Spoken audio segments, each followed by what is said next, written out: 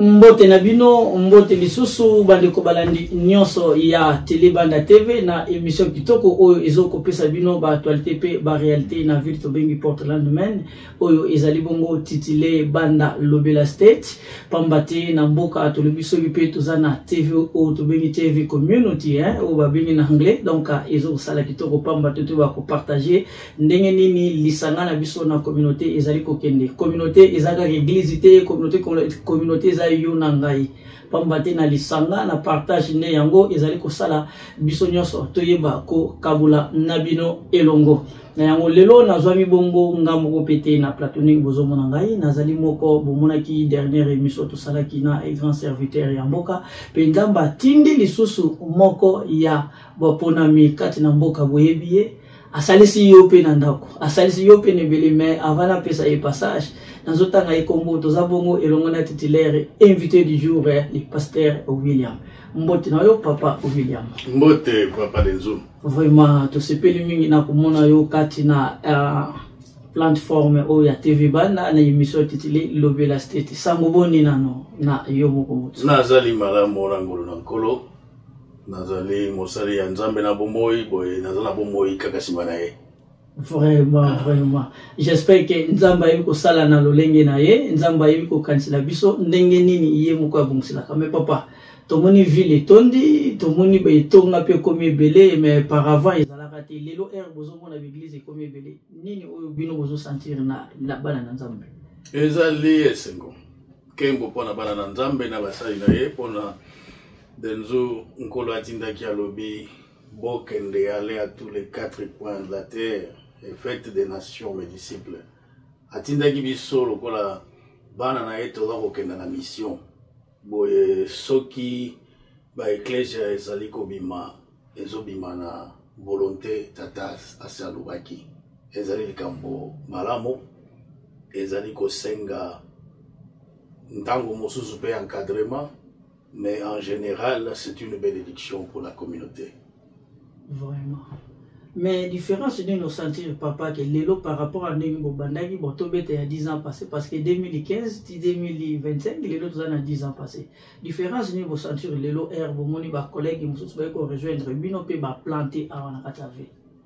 Waneza motuya, mpe, eloko ya, motuna ya valeur. Pona ko yanula yango malamu fona zongi so na contexte. Vraiment. Baninga bako ya na mboka Amerique mingi bazomata main. Tango bazo ya Amerique bazomata main. Ezali na bosenga na bango moko te. Mosala na Nzambe elandaka kaka masakoli na Nzambe. Mosala na ye elandaka kaka aloba na ye. Contexte ya liboso ezali nini mboko tozana yango ezali mboka o eleki na bapasi ebele eleki na ino na esclavage et koleka na discrimination pona ba minorité boye soko tali na Biblia chiffre 400 ezali chiffre monene bana na Israël batika na bombo 430 ans ti bango baye kozwa pole 4 siècles wana eza lokola repère ya Nzambe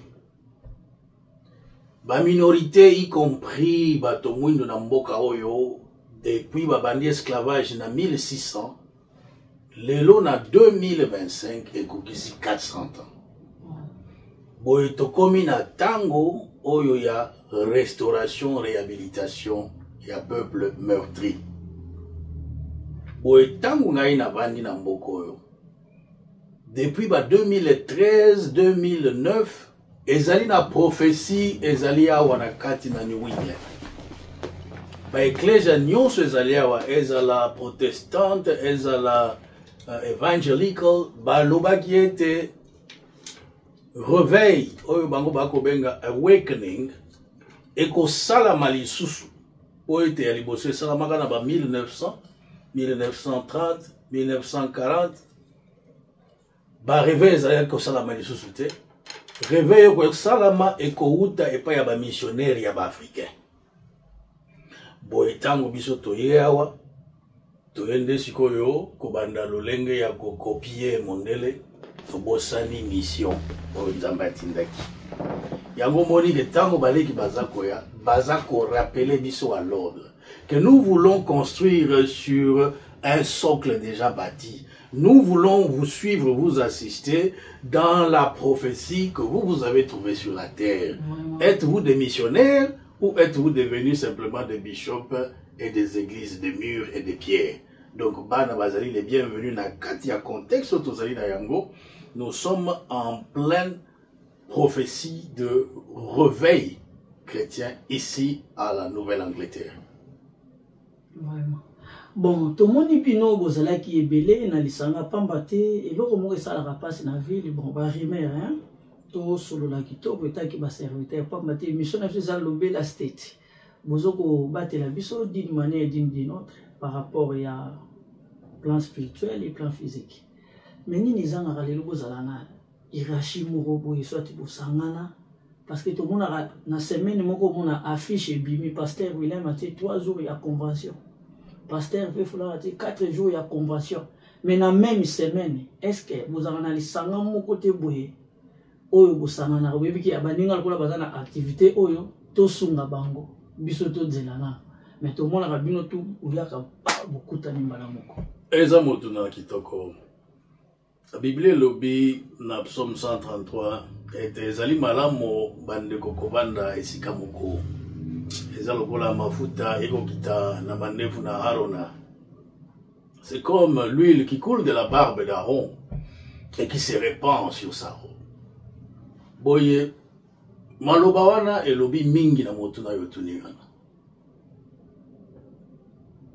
Nzambe atikali Nzambe. Avant de connaître Moïse, Dieu a connu Aaron. Comme il a expliqué à Jérémie, avant de te créer dans le ventre de ta mère, je t'ai connu. Vraiment. Yambo ya yeko banda kosala na loboko ya moto, ami salelaki na liloba na ye, mobeko na ye. Aaron, c'est le premier lévite, le premier pasteur, le premier serviteur que le Seigneur a établi.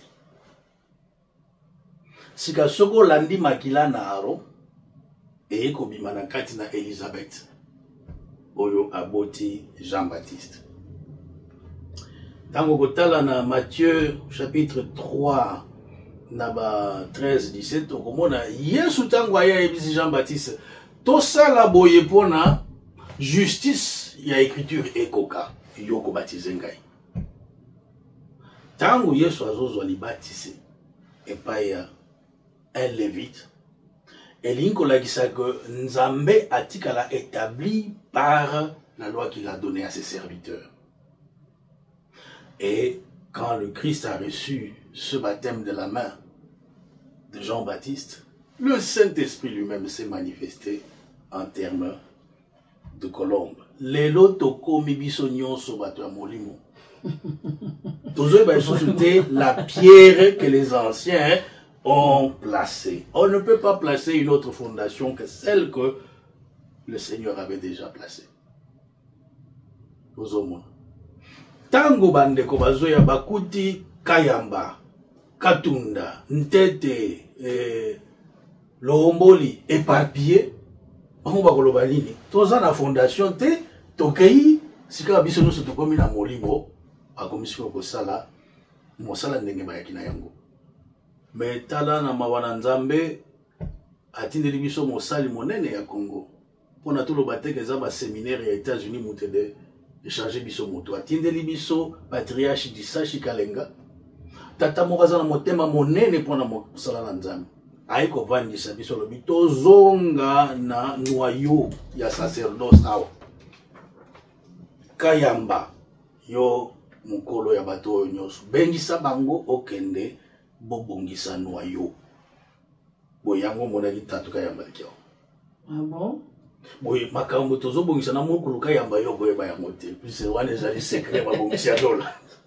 mais ezali cuisine kitoko pona tangu tokozongisa la fondation que l'Éternel avait déjà placée. Amen. Bokoya sika wa komona ndenge nini chaque église va se retrouver. Yeba ete mafuta nezokita na monoko ya Aaron ezoko ya wapi na robe ezali nde sacerdoce. Na kati na sacerdoce wana asali différence te que seulement ba méthodiste, asali différence te que seulement ba pentecôtiste ou ba baptiste, alobi ezali robe ya sacerdoce. Le Christ a son sacerdoce royal de l'ordre de Melchisedec. Aaron a le sacerdoce des Lévites. C'est quand il a fallu une fondation ici pour que nous puissions amener les autres congrégations et les autres dénominations à rester ensemble. On n'a pas parlé de doctrine ou de dogme. On a simplement parlé de rester ensemble et louer le Christ. Bon, vraiment, mais na kolanda na kati wana pamba te eza contradiction te so totali na kati kelele olobi ke to mona yibino na lisanga j'espère que ba photo yango wana to illustrer bazomona ba photo ndenge boza wana et tout consort bosangana ki eza mabete za malamu mais avant patrie aya boza pe déjà ba grand homme de Dieu est-ce que muto okaka ko sangisa bino eza ye PDD. Pourquoi pas bino moko bobandi a boza pe plus de 15 ans 20 ans parce que to soleil pe na papa kayamba plus de 16 ans de résistance. Pourquoi pas bosala na no leadership o bino batu boza a mais bolingi nde muta utalibanda nani abo gelé bino. La Bible dit le Seigneur fait chaque chose bonne en son temps. La Bible sait que même prophétie au Mundela zana yango na États-Unis, yemo ba ibaki datité. Il a fallu maintenant qu'un serviteur vienne du Congo pour pouvoir nous ramener à l'ainsi dit l'Éternel. La prophétie va arriver. Mais t'as la conjoncture, t'as la isika tobobanda. Tozali na kati na bokonzi oyo ezolinga bapayate. Tozali na kati ya bokonzi oyo soki ezosala misala na bapaya mosusu na bamboka na bango, ezokangela bango bikuke ya mombongo, les portes de commerce. Bokonzi yango ezobengana moto nyonso azali mondele te. L'immigration avec déportation. Ensemble, il y a des signes oyo na kati na mboka oyo toye. Ezolakisa ete ecclesia ezalina rôle à jouer. C'est-à-dire que saison ya ecclesia ekoki. Boy pona biso toye bandinga ya kozongisa Amérique na renouveau, il faut biso moko toye basika ke ngonga ya réveil bandi. Tangu toko banda ko bondela. Boy toko bando bondela kaka pona louange des nations te. Tokobando bonde la kaka pona église ya pasteur Kayamba te. Tokobando bonde la pona libota na nzambe o ezali awa na basali na nzambe nyonso. Boye bango bako se retrouver que toye awa mission. Toye ko sala mosala na nzambe. Ata tozali naturalisé américain mais ba me makabiso pa na nzambe ko ya ko sala mosala oyo. Boye tango tokopambola libota na nzambe ko sengeli bango mikanda o ekoki. Pona babanga ka kokende kotea na ba rond pointé moto na moto azui green card boko zo yango na kombo na Yesu pona période tozali ezosenga siko ecclesia etelema bo tango to kotelema ndenge wana ekosenga sika o ke to ko sala mosala oyo baloba déjà na Matthieu 28-19 que to kende to sala mosala ya missionnaire mondele pa komona bibato ba telemi. Nde bakoya ko solo la sika onakati na ndaku wabi biso toyebaki déjà que bakote les mapoete ezali prophétie il y a awakening ezali le réveil que nous attendions. Il y a eu plusieurs vagues, nous pouvons appeler 2 grandes vagues. Maintenant nous attendons la 3e vague. Elle a été annoncée de Portland, Maine jusqu'à Portland, Oregon. Tango makambo nyonso sur le plan spirituel, conjoncture wana et balani et koki, et sur le plan sociopolitique et koki, nesiko moni mosala et zotelema boy. Donc en bref, ce qui n'a lobby na kende na nous na pensé oyo nzamba apesi biso na cellule na biso na papa mokoloka yambate. Toko telema mpona to bonde la biso nyonso bapaya mpona tina na ekolo. M'appelé Amérique et Baka Yesu pour aller nettoyer mon Congo. Une mission tous en ayant. Mais parce que ceux qui toquent na papa en tout cas et qui moi passe les loba téléspectateurs bazolanda ba collègue pe bazolanda parce que au moni ceux qui beaucoup kende bongo peut-être to komona beaucoup gouvernement africain pour mukonzi o ba ye kotia ya kotia bato bakosala na ye ekozala matata par rapport à oyo boponi. Bokonzi moko te eyaka soki ewuti epai na Nzambe te. Bokonzi nyonso ozomona awa na mokili yonse ewuti epai na Yesu Masiya. Tozali awa mpona kobondela mpona baautorité, mpona kobondela mpona mabota, autorité yeba kobatela mabota. Kasi soki bokonzi ekomi kotombokela Nzambe, ya biso ezali kaka kobomba mabolongo na se, okomona bokonzi wana ekobongwana. Bokonzi wana ekobongwana. Moto moko te akotelema na nzela na Yesu soki ntango ya Yesu esi ekoki. Boye soko moni eklesi ya Congo ezotelema, c'est parce que aujourd'hui nous sommes parmi les nations les plus évangélisées de l'Afrique. Ce pays, ensemble avec le Suède, les autres pays nordiques de l'Europe, ont envoyé une grande quantité de missionnaires au Congo. J'en suis le produit. Maintenant, quand on discutait là-bas déjà, il y a 30 ans, je leur ai dit, apparemment, c'est vous qui aurez besoin des missionnaires. Et mon mentor dirait qu'a dit, William, c'est la parole de Dieu, le Saint-Esprit qui parle en toi. Parce que les choses qui se passent chez nous, nous avons honte à vous dire que nous venons en missionnaire, mais voilà ce que nous avons laissé dans nos maisons. Donc on aura besoin de vous qui avez reçu et qui vous êtes encore fraîche de venir rafraîchir les États-Unis. Mais le problème n'a pas été que au lieu de tikalana charge, il y a évangile, to tikalana nyongo, il y a œuvre de Dieu. Tu es awa toluki krabat strandé na komo betango. Tu es awa toluki kadila strandé na tu es awa tokomo copier modèle. Ah bon? Si au lieu à kosala nous sala missionnaire, oui. Tozui église oyo tikaki na Congo o transplanté. O nzamba lobaki kende o planté. Ko planté lingo loba longola soulier la ta sandal kota na zamba kende o banda kote ya batwana tango bakoyeba Yesu umemi bango na kati na tonga. Mais biso tozui mbalamo tokomi kosala ba soirée de gala. Ozomona que œuvre de Dieu est comme un peu déviée. Ceux qui te zonga à la fondation, la borne que le Seigneur avait placée, te na pasteur Marius, pasteur Prosper, pasteur Kayamba, Tokosala, Mosala ya bien oyo Yesu a ko inspiré biso, to ekotalisa lingomba ekobika. La nyonso ozomona en Amérique ekobanda kosila. Eza ne loko moko te o soki Yesu alobi na lingi ko bongola yango botika na seko. Voilà, en tout cas, tu peux faire un commentaire mingité, pambate émission est tellement vraiment kitoko, na yebi ke ba servante, ba serviteur peut aussi, tozana bino pour ça, benga papa dendu na numéro pour ça la part, ndenge papa William peut asali présence pour na partager na biso boye ba vili maye oyo mazali koleka sur le plan spirituel. Mais na kotala na nyonso wana ndenge bosangani wana. Ba misusu pe bayaki ba misusu pe bazalaki te. Sikoyo soki totali dès le début na bino bakulutu oyo bobandaki avant baleki mususu baya parce que boyambi ebele. Tellement bino bozalaki na fondation te. Est-ce que lelo soki bosangani? Lelo soki bosangani boko réussir désordre et que si là ah ndenge bosangani bon. Papa Denzo yote mutoko tuna question wana molimo na Nzambe mutotuna. Ah bon? Melotuna na monsieur ya peuple parce que na tamboli na lipamboli ya communauté na kopesa bino ba carte nyonso. C'est la carte verte, carte ya work permit na kobondela pona lingomba. Mais motuna ya mosai na Nzambe ezake est-ce que beaucoup quoi ya lisusu te? Pona ko ya nolo malamu pona za no sincère. Exactement. On est tombé, on a chuté. Vraiment. Ah. Moi qui te parle, beaucoup me connaissent sous le nom de Bishop William, mais il y a eu des moments je ne faisais rien de Bishop. Pona nini pona ba attaque, pona ba makambo za ko leka na kati na communauté. J'ai beau faire semblant, je me suis dit ça, mais quelque part ça fait mal. Moni. Alors n'a pas signé soana, tango na moni patriarche dit ça chiaye, na lobi this is a new way.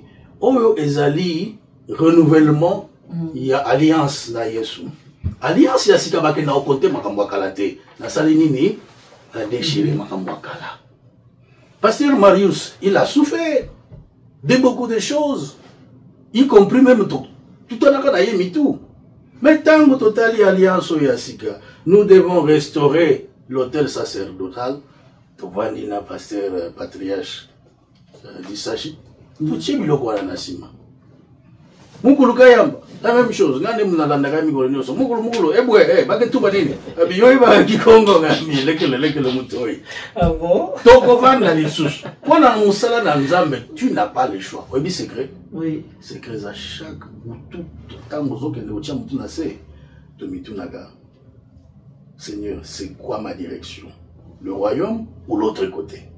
Alors, pour éviter l'autre côté d'en bas, il faut qu'on bombe ça dans Nzambe. Ezala qui passe kala na baninga, tango abimisiango na nouvelle restauration nae, il faut qu'on zala en bon terme avec Dieu pour que tu ne rates pas le royaume des cieux.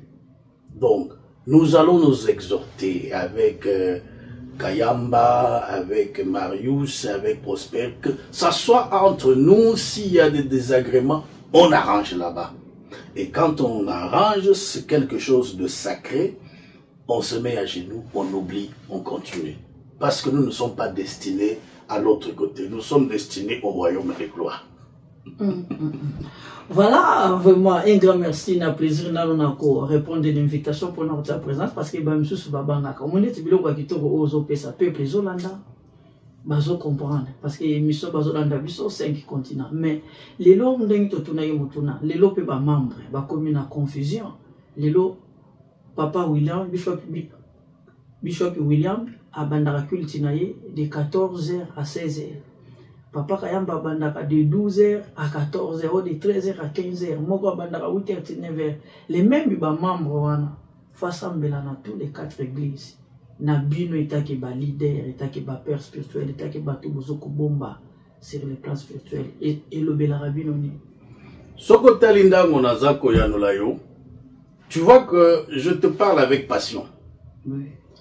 Quand je te parle avec passion, ce que je bien, ce n'est pas moi qui parle. Ça, c'est l'onction. Mais ce moment n'a commis qu'on réfléchir. Je te parle en tant que les religieux. Question tuninga et zamaramo, et ça question religieuse. Ah. Tant que tu vanda, tu peux adresser problème wana. Parce que le comité des anciens Pessinga Manda Mogote n'a pas le et sortir quelque chose dans ce sens, ce serait l'organisation religieuse. Mais tout ce que je viens de te dire, c'est le Christ qui parle à moi et qui laisse le Saint-Esprit m'exprimer. Pour assouvir un peu ta soif de ce côté-là. Je ne veux pas répondre tant que Muguluka Yamba ne m'a pas donné les paroles à dire. Tant que Prosper et Marius n'ont pas dit amen. Je ne peux pas te répondre. Mais voilà la réalité. Il peut y avoir des problèmes de discipline que nous devons gérer dans ce comité d'anciens. Discipline n'est pas heure de culte. Discipline n'est pas parfois biloko mususu bolobakawa. Monokonanga sope saki huile d'olive. Oh pasteur ba mota ce qui n'est pas pasteur bazole kana TV dans des conditions impossibles. C'est vous qui parlez de ce terme-là, motakalisé. Pourquoi est-ce qu'aujourd'hui les serviteurs de Dieu sont arrivés à ce niveau-là? Parce que nous ne voulions pas en parler. Mais nous avons maintenant un cadre. Il y a des choses comme ça qui se passent ailleurs. Je remercie vraiment les serviteurs de Dieu. Amen. Nous n'avons pas ce scandale-là ici. Mais ce comité serait en mesure de s'occuper de ces actions disciplinaires. Entre autres, l'alignement de culte. Donc, on a une dénomination similaire. Ceux qui t'ont encouragé, on a un échange, ça alimente d'association et que ça culte conjoint. Pourquoi ne pas le faire? Il y a motuya les alliés de Tozan Mboka Mopaya. Awa, Ndekonayo, yende papa, yende mama. Comme Tozan Mboka Mopaya, faut se soutenir. L'église est un financement. Ceux qui te disent un financement, au diplomatie, it's not yet ready. Et c'est qu'il n'y a pas d'église à mon délai.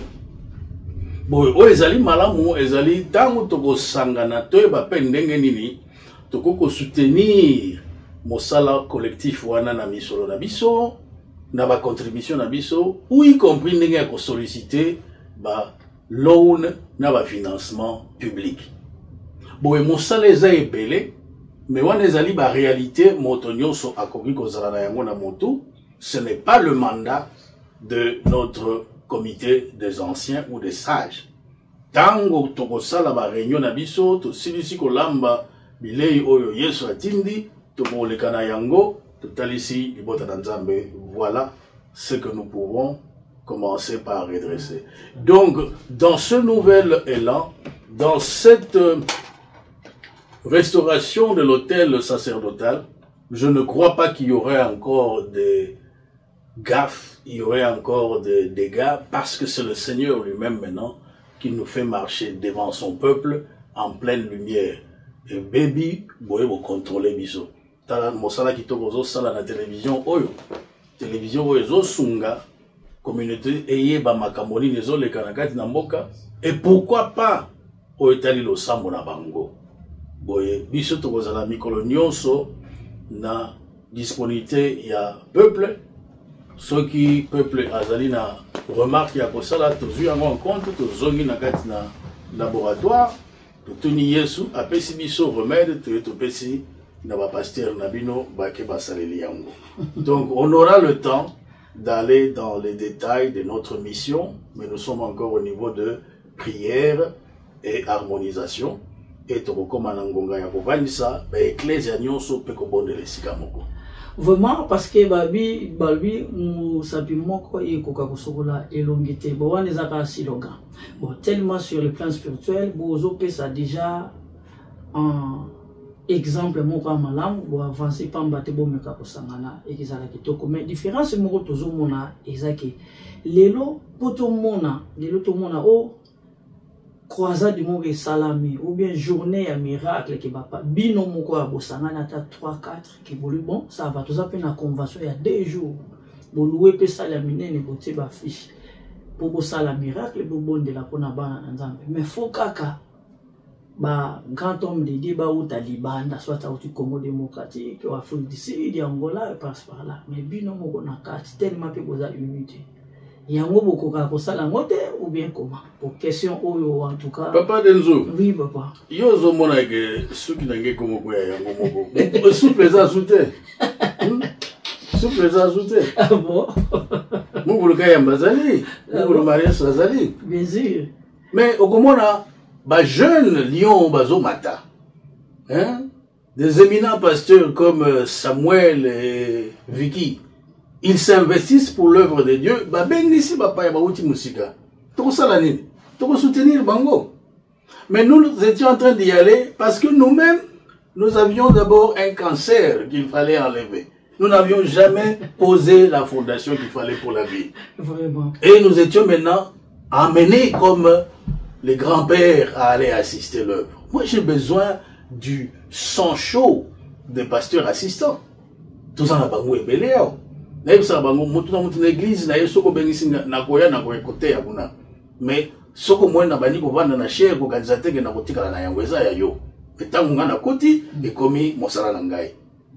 Alors eza mosala kitoko bango basalaki dans chaque ville pour na bozwa changement il faut zala na 5 doigts faut zala na apôtre moko azala faut zala na évangéliste non faut prophète moko azala na do faut zala na évangéliste bien sûr faut zala na docteur boya kozala na pasteur 5 ministères soki bato wana basangani bango nyonso bato oyo bakomi mutu mutu wana ngana tika kobenga ye le Saint-Esprit na komo benga ye Saint-Esprit so tout vandika et Saint-Esprit yaka Saint-Esprit c'est la bisobo oh je veux parler au Saint non aza mutu ayo kaka so kaka bokangi likofi oyo bango nyonso batondi ata koboza ba pasteur 20 ba apôtre 3 ça qui déclenche le miracle.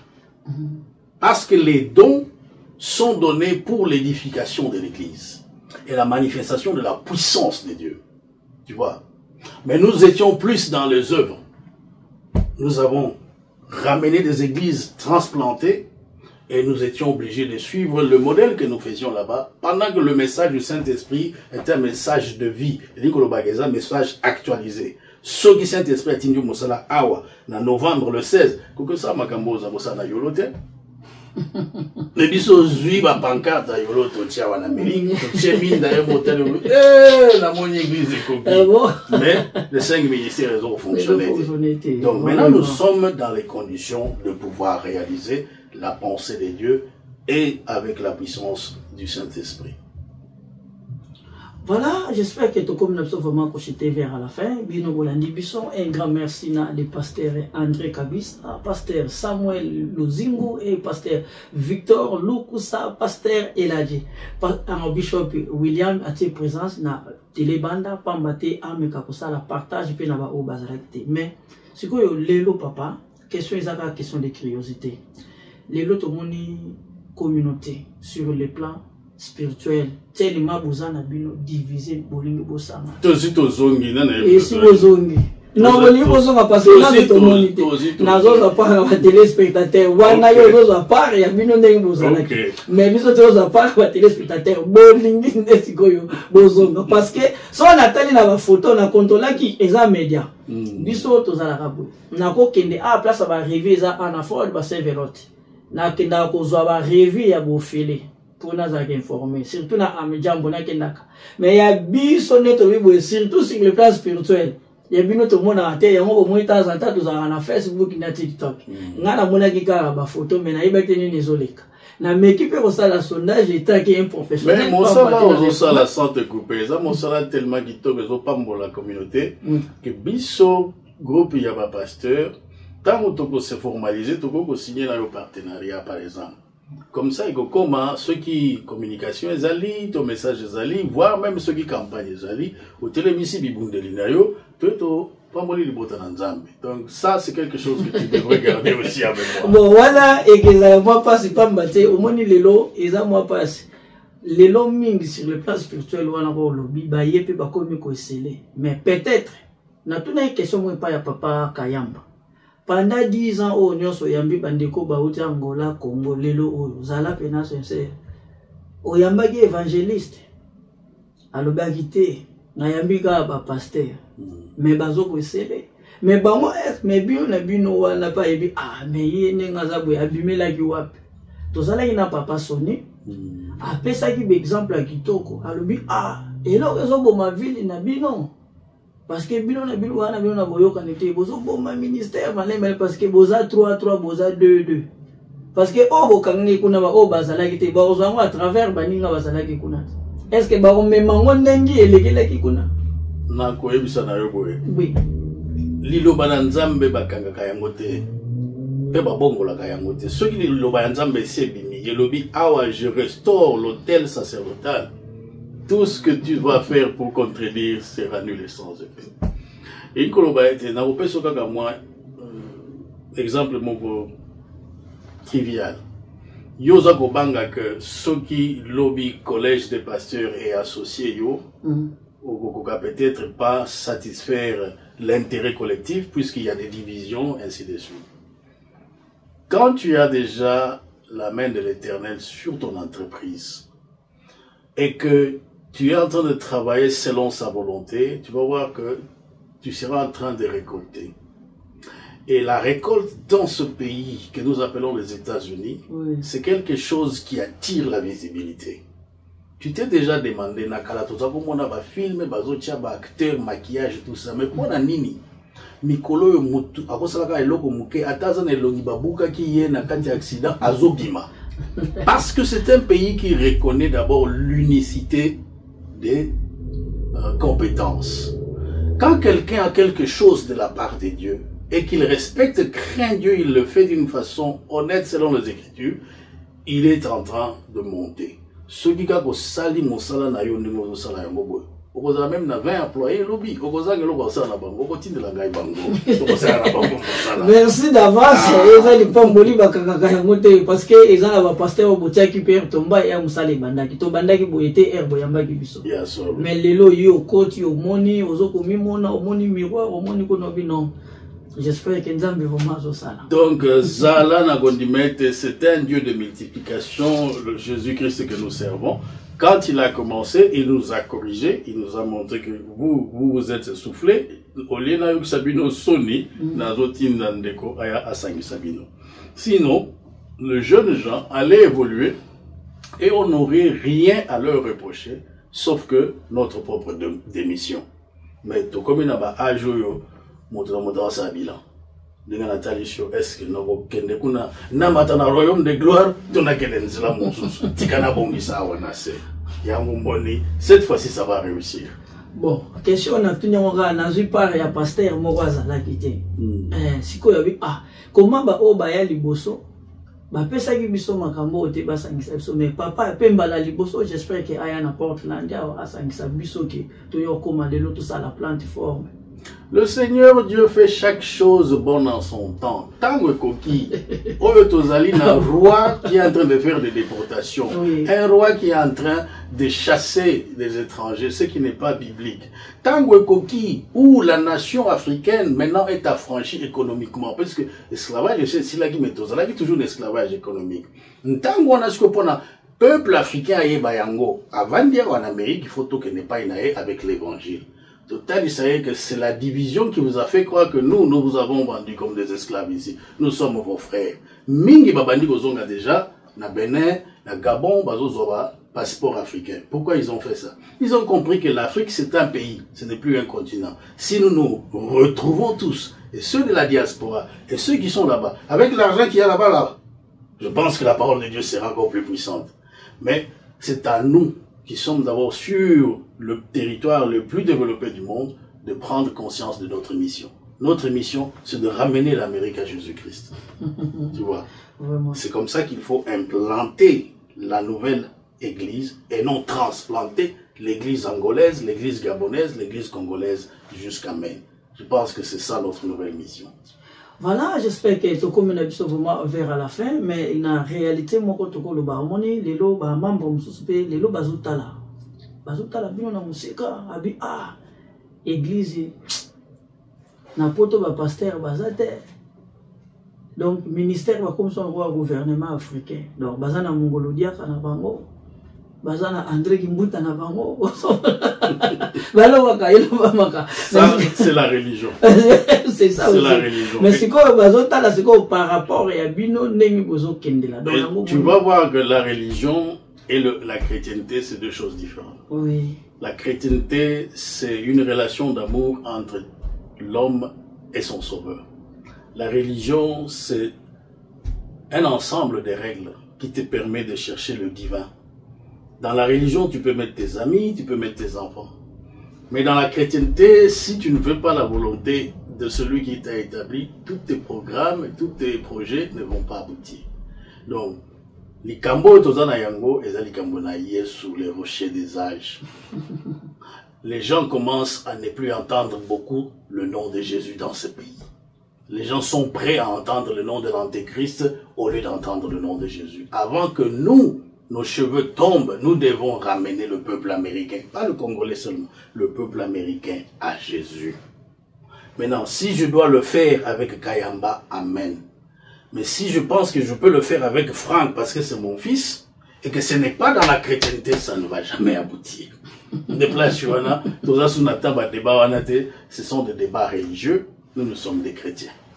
Voilà, parce que na coupé sa commentaire mingi na jeunesse bomoni lelo tuzana ba serviteur ibele botala na koyeb sa ba jeune boy omoni ba oyo to yesi ko wana na jusqu'au part sur le plan physique Portland peut tonda parce que ba Dallas eza ba première ville où ezala ki na ba jeune o ba yaki ya liboso mais ni yeka siko pamba te ba sacrificateur baza mais tellement ba oba yesika batuna kite banani ba bandaki ba bandi ba momoko. C'est pour cela que peut on a tous ça un problème même sur le plan physique et même sur le plan spirituel. Parce que ba oyo ba bandaki ba yebaniti pour une fondation ya like oyaye akuti na izaki bongo mais total lelo jeunesse ya men. Donc ça fait dire que men eza béni. Tana ngo ekoki ndenge bino ba pasteur omoni wana. Mais soki bo sala yango. Pour nzambe sala kisibino atindili bino ba. Ponga nazoyeba na 2014 na yaki soki ok église et pas ya bishop William soki vous allez belé vous à la 20 vous à la 30 mais le compris de 50 des centaines batu bakomi koya parce que nzambi atindeli bino ko de la bino de bino ko komi ba sacrificateur mais sikoyo soki vous avez mon côté yango ko mona ayoka membre wana abandaka pa pasteur William de leba ko mapa ya Kayamba donc bakomi ndenge toloba na lingala mbeya akokendawa ake Westbrook ake Lewiston airport na ba membre nyonso balandaka oyo bazomona epai ya bantoma na bango soki bakuti bantoma bavandi esika moko bango mpe bakozala nzinga soki bakuti bantoma baza ya kopanzana nde yango bamembre bapanzanaka. Est-ce que mokili eteyaka bino te? Eteyaka soki otali président ya mboka Donald Trump mona ateka azalaka bashosho soki avandi na président lokola oyo ya Russie kombone na Poutine. Est-ce que monaka giflaka ye? Alors parce que soki ameki gifle wana eza au moins 300 millions de personnes oyo baza nsima na ye Amérique badeklare ke kuna wana mpe soki azwi yango atelemi eza à peu près bamillions d'autres personnes qui ont été lésées qui vont se mettre debout. Et ce sont les armes nucléaires qui vont monter à cause d'un petit gifle. Donc, la symbolique de l'unité sacerdotale va faire que toute la congrégation, tendances confondues, toutes les dénominations confondues, vont sentir que c'est le Christ qui est la tête qui nous appelle. C'est quand nous ne serons plus ensemble, ce qui ne va plus se refaire, que ce jeu de Nzonzing peut continuer. Mais l'esprit de Nzonzing, on y attire mon accommodage. Voilà, bon, peut-être idée au besoin d'une manière négative ou positive, parce que peut-être l'idée on se dit au moni herbino ou bima qui boye ko banda ba o batika la ga ibike mukanda ya denzu et ko sala pe église na porte là ndeka l'église na Westbrook et ko sala na Lewiston et kabwani me mukanda moko. Peut-être ndé on toye mona ba mimi peut-être. Papa tozaka na ka moko eza ya Nzambe. Soki toza na ka Nzambe abongisi mosala na ye, abongisi ndako na ye, ka mosusu na ezaka na place te. Donc ngai ezobangisa nga te oyeba moto akokoya na objection, contradiction, et ainsi de suite. Mais quand la loi de Dieu est établie sur la table, tout est amen. Voilà, donc, tu sais pas non mais la présence papa parce que tu es bagité tout monde qui est bosali, tu benga on a no maisha parce que tu sais pas la membre, ngana zuka part à téléspectateur. Tozo qui est na fin de l'année. Tout le monde a ba journée ba réunion izalaka. Tu sais pas la so qui bosali en binonos dans l'ensemble.